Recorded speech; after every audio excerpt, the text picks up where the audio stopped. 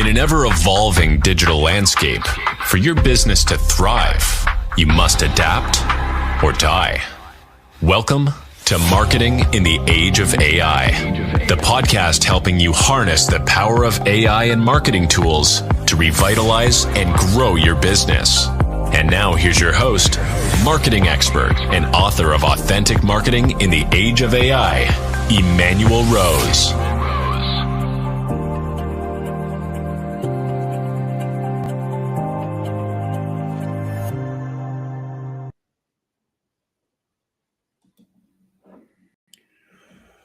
Welcome to this episode of Marketing in the Age of AI.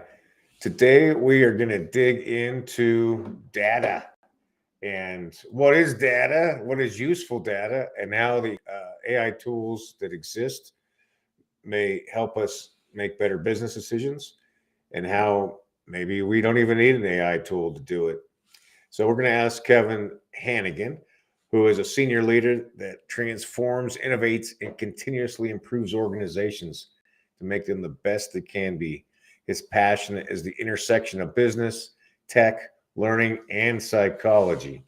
He believes the world is constantly evolving, and we should always be evolving and improving ourselves in business and in our personal life. Kevin, welcome to the show, and thank you so much for spending some time with me. Yeah, I'm really looking forward to this. Thank you for having me, Emmanuel. It's a good topic for sure. Yeah, absolutely.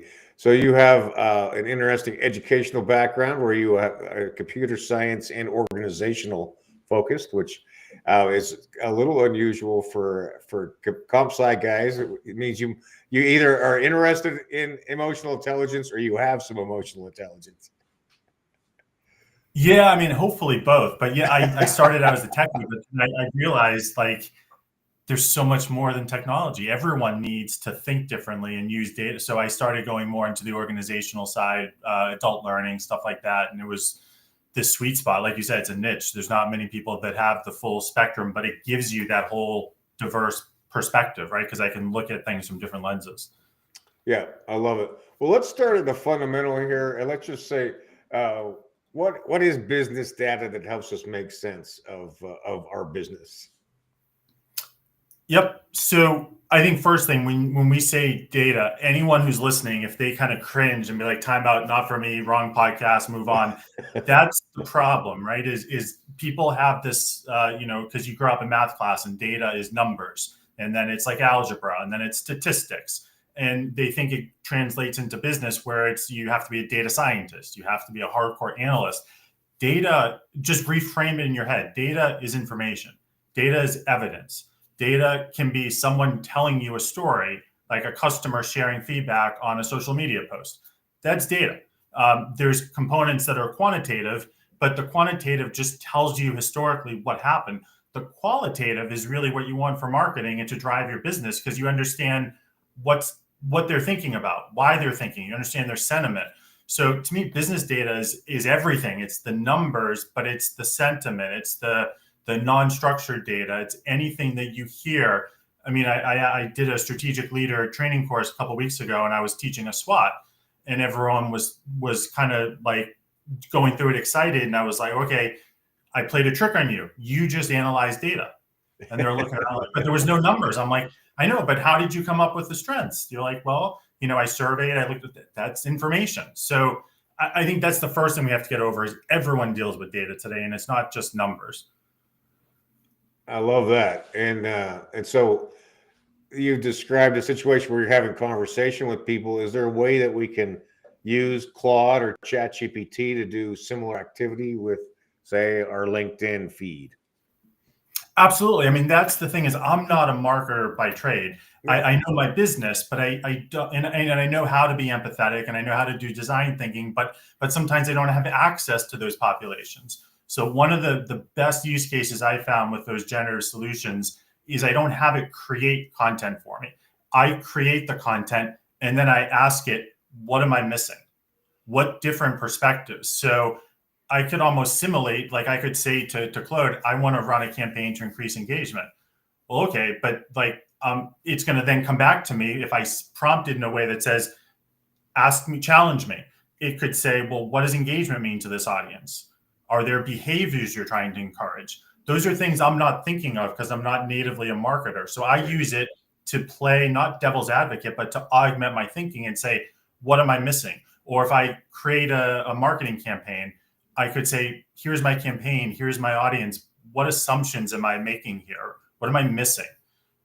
What are some ways that I might not see it resonate? So you could almost do kind of like A/B testing in real time with these types of tools. I could share some data with it about my marketing campaign, like the click-through rate. And I could say, I'm interpreting it this way, but what could be missing? What could be another interpretation? They might come up with things like seasonality and other things for that. So it's a huge game changer, but not just in creating content, but just making me think better about the content I'm creating. Right. Yeah, I think that's an interesting way where you're using one of the GPTs to be a consultant with you at that point, right? Or a thinking partner. Exactly. Yeah. And then how would you say, let's say an email campaign, I've got 6 emails that I sent last week, and then I have people opening, people who are clicking, people who are responding. What kind of rubric would I push that data through in order to generate some better results for my group? Yeah, I mean, from a data perspective, I'd obviously want to look at things like the impressions, the click-through rates, but I think now what we're seeing with AI is it's not just a toolkit to do things faster. It's a toolkit to think differently. So I don't want to think about like when I used to drop my newsletters every Wednesday. I don't necessarily want to think now, okay, what's the next drop? I want to kind of be that continuous journey. So from that data, I'm looking at it to understand what are reasons why this segment's not reacting to it? What are some other alternate paths that I haven't considered with this population? What could this group have misunderstood about my message or taken the wrong way, especially if it's a global audience and I'm not aware of everyone's culture? I might even ask it proactively before I do that, before I get the data, how might a skeptical customer reply to this message? So I'm still looking at those click-through rates, but instead of just using it to describe, I'm using AI and data to diagnose. Why was this less? Why was this? And give me strategies, because I'm only one brain. And again, I'm not a marketer. So I can analyze the heck out of the data, but I don't understand nuance and subtlety of different cultures or different demographics that AI can. So it's not so much that I'm looking at different data. I'm just asking different questions. I'm trying to go from describing what happened to diagnosing why did it happen. Yeah, it's interesting. And analyzing, right? Having the AI analyze for you, and then posit some things that maybe you hadn't thought about, and then you can take the next step, which is what do I implement in order to see if there's a change or not, right? So it's a couple of steps. Yeah, exactly. I think about it now as I'm not trying to do like a campaign. I'm trying to create an experience, and AI is helping me do that where I couldn't do that before. I love it. Well, Kevin, talk to me a little bit about some interesting deployments or educational experiences with your clients you've had recently, some success stories. Yeah, so we had one, customer where, I go in a lot of times and I'll teach people data analytics. I'll teach them whatever tool they of choice, even if it's Excel, how to analyze, how to create a bar chart, how to do these things. The challenge that we've had fundamentally, and I don't want to go on my podium or preaching box, but we teach people tools. We don't teach them how to think. Good. Yeah. So they might know that if I follow these 27 steps in this activity, there's going to be a bar chart at the end. Did they learn why I needed to create it? What question was I asking? What insights or not? So using like AI and data, we're trying to now pivot to teach people thinking skills. And it sounds silly, but we learn as kids, and this goes back to my learning theory, is when we're kids, our brains are empty. So how do we learn about us is we ask why. It drives us all crazy as parents. Like the kids like, why? When you think about it, we stop asking, and that's because our long-term memory is full. And it's because the culture tells us not to. So if I'm in school and I'm in high school or college and I politely question the professor, usually they're like, don't question me. I have years of experience. It's not that culture. And then you go into your first job and you're in a meeting and you want to politely challenge someone, and it's not an open culture. And then the boss is like, I'm the boss. So we lose that critical thinking. So one of the biggest success stories I've had is bringing it back to adults, having them think differently about the data, understand the bias, understand. I give these stories all the time where you could do everything right from data. You could do everything right from analytics and AI and insights. And the thing that could cause the worst decision is you didn't challenge an assumption. A very simple thing Right. you thought was true wasn't true. Now, that's not a tool. That's not data. That's not AI. That's the human brain. Sure. So it's weird answering that on a technology podcast, but the most biggest success stories I've had is having people's kind of brains think more about critical thinking and think more about diversity in the terms of diversity of thought, like getting different perspectives from that angle. Yeah, I love that. And I think sometimes we get so driven by timelines, budgets, days off, whatever the external forces are on a project, that we kind of lose this fundamental philosophical position as a human to say, well, what am I actually trying to accomplish here? And what did we collect? And was that what I wanted to collect? And what are we going to do? And is it complete or incomplete? And what could possibly be missing, right? Like you bring up you bring up a really good point. Is going back to success stories. I've worked with hundreds of companies, and what fascinates me is I don't think they intentionally do it backwards, but they start with the data. They build a data warehouse. They build a data lake. They build a visualization to try to find the needle in the haystack. They don't start with, what are we trying to do? What is the question? So like no matter what training course I teach, the first thing I teach is you start with the question. You start with the goal. A lot of people are familiar with what they call false positives, false negatives. Like in math, they're called type 1, type 2 errors. The biggest error in business is a type 3 error. It's where you did everything right, but you asked the wrong question. Yeah. Stephen Covey says, "Stop, wrong forest." Yeah, exactly. Right. Yeah, that's interesting. Well, let's see. What I know you just recently have come out and working in your own firm, and then, but what's next for you? What are you looking forward to in the next 12 to 18 months? Yeah, I'm looking forward to teaching critical thinking skills, consulting on those are not mainstream. And I don't want to say that I just want to like do that myself. I think as businesses, as we advance more and more technology, we need to advance our brains equally. And we're not doing that, unfortunately. I think the pace of technological growth is growing faster because we're learning the tool. We're not learning to think. AI isn't a toolkit, it's a mindset. And that's the problem. Yeah. Data is the same way. And so I'm hoping that personally, but then as a society over the next year to two, we start going back to teaching things like critical thinking with data, challenging assumptions. Bias is real and it impacts both of these. And we kind of have to change just like when we went through the Industrial Revolution.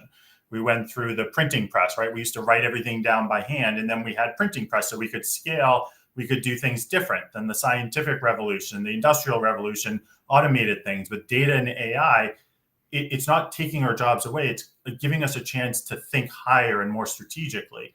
But that's a mind shift change. So a lot of people, unfortunately, say AI, it's going to automate things. It is, but it's also going to help you do things that you couldn't do before. It's not just making things better. It's making better things. It's different mindset. Yeah, I really appreciate that sentiment, and I agree that obviously this is a tool. To me, it's as big as the implementation of fire in a lot of ways. In that it is a time saver. In that I can take a massive amount of content and churn it and summarize it instantly. Something that would take me 4 hours, or editing a podcast, it would take my team 6 to 10 hours. Now we can do it in an hour. I mean, that is massive time savings. Yeah. Let's hope we're in the right forest, number one. And then let's hope that once we free up that time, that we do something valuable, either for our family, our friends, ourselves, or for the long-term viability of the business. And then we've applied the tool correctly. Sure. Yeah. So, well, I love the sentiment. the critical thinking part also is interesting. I think culturally in the United States, we've lost that capacity, A, to critically, and B, to disagree with each other and still be colleagues and collegial, right? It's a shame, but that's the biggest problem I see right now is like, if you think about where we make the best decisions, it's because we have a diversity of thought and different perspectives. And when we don't, because of cultural reasons, we're going backwards, not forwards. I think not just a diversity of thought, but then also an acceptance that just because I have my opinion, I'm not right. Right. So there's a certain amount of the ability to agree to disagree, but still honor and value the person who I'm disagreeing with. Right. Absolutely. And part of that is just human nature, right? Our brains want to be right. So one of the classes I teach is the difference between dialogue and discussion and in debate, right? When you're having a discussion, we don't know this, but what we're subconsciously doing is we're trying to listen to how to prove the other person wrong and we're right. So we're not really listening. So one of the tenets of active listening is you suppress judgment and you just understand. So in a dialogue, your goal isn't decision A or decision B. It's, I want to understand what you're saying. And then you go back and you decide. And it's amazing that we don't do that as much anymore. But like you said, that's part of the challenge is we all have short time spans. We want to get it right. We fear failing. So we just want to win unconsciously. Yeah. And so some psychologists say that state of condition that would be being in a state of survival, right? Yes. Versus the an open intellectual position. And so it's an interesting challenge as a leader to create conditions that are in a more of a abundant and without punitive repercussions to opinions and even errors in the business, right? And being able to adjust as new data comes in and realigning with the ultimate goals. Well, everyone has a boss, right? So everyone has timeframes, and now we live in either a monthly or a quarterly cadence with like public companies that it's hard to do that. Whereas, maybe millions of years ago when the brain evolved, it was, how do we build shelter, get fire, survive from getting eaten from a dinosaur? You all work collectively. You didn't have like the boss saying, okay, you missed your number 2 months in a row. You're going to get fired. Right. Yeah. Well, let's see, how do companies get started working with you? What's kind of like the first training that you do with a new client?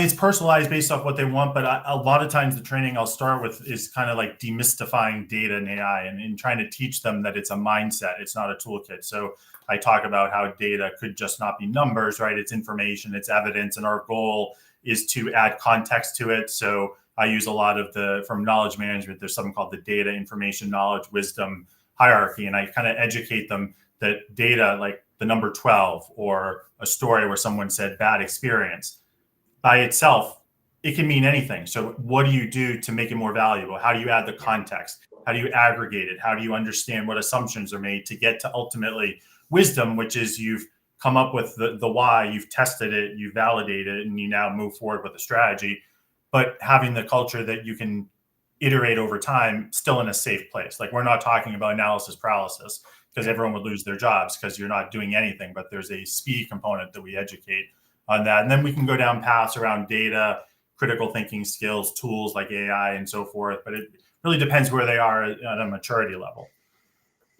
Yeah, I love it. And then what about your website or LinkedIn or where'd you prefer? Yep. So, LinkedIn, I think there's only 2 Kevin Hanegans. There's me, and then there's someone else who's in oceanography. So if you see oceanography, it's the other one.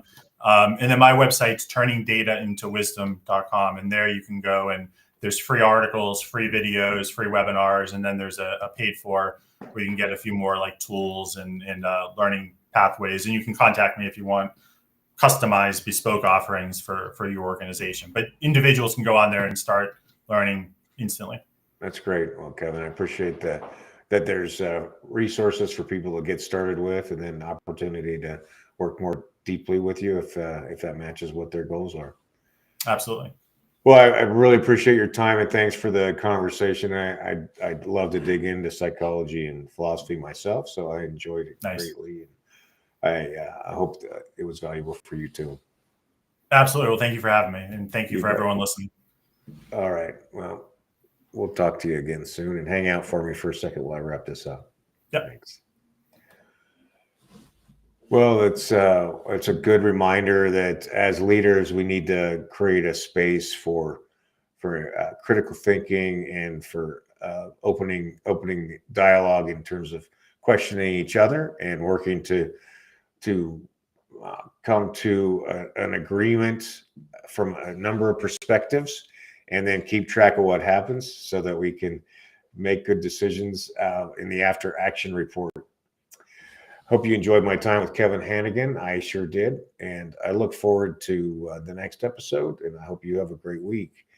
Hope you find some AI tools that you can implement, can save some time from some of the mundane work in your day, and then use that time to go spend it with your friends, your family, and get outside and walk in the fresh air. It's Emmanuel Rose, Marketing in the Age of AI. Thanks for listening to Marketing in the Age of AI. Be sure to subscribe wherever you heard this podcast so you never miss a future episode. Your copy of Authentic Marketing in the Age of AI is available at Amazon.com or EmmanuelRose.com. You can also connect with Emmanuel on LinkedIn. Thanks again for listening, and we'll see you next time.